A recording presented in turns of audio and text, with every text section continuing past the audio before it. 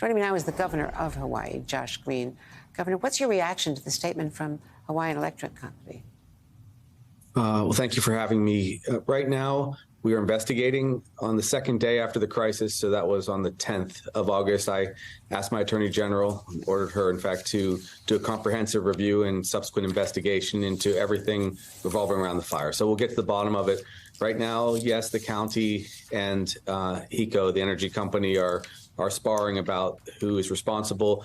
What's most important to me is we care for the survivors and we get some kind of recovery monies for the families that have lost everything. The facts will definitely come out. We'll be totally transparent and hold everyone accountable. There's been so much confusion about the number of missing people, tragically.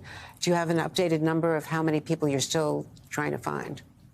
I do. So the number dropped originally from 1,200 to 800. Right. That's because we cast a wide net. Everyone who spoke up that they were worried they lost someone or couldn't locate someone sent us a report. There were a lot of duplicates, dropped to 800 and then to 388.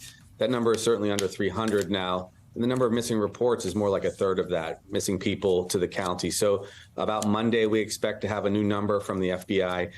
It's tragic, Andrea, 115 fatalities, and we're beginning to rebuild. I'm grateful to the president. I'm grateful to the bipartisan committee that came yesterday to Maui, and we're grateful to all of America for caring about us. There is a tension between the effort to take care of the survivors and the homeless and your need for tourism.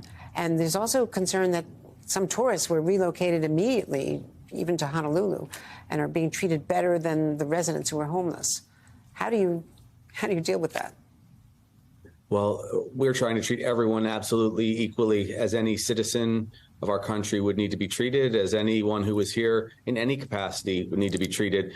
Over 6,000 people were moved immediately into hotel rooms or Airbnbs, which I'm told was unprecedented. Everyone was removed or got out of the shelters by day 14, which we're very proud of because it was so much extraordinary work by FEMA and Red Cross and our local community. We will house people as long as necessary. I have a 36-week contract with the Red Cross, and I will build some bridge housing to get us through to the time when the people of Lahaina tell us what they'd like to build. We really treated every single person that we came across with as much dignity as we could.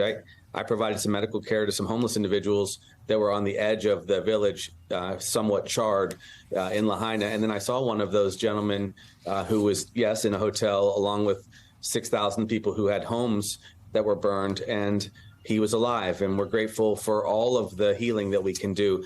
Really, a lot of people, of course, in this time of struggle and this time of total grief will have different reactions. There always is some finger pointing.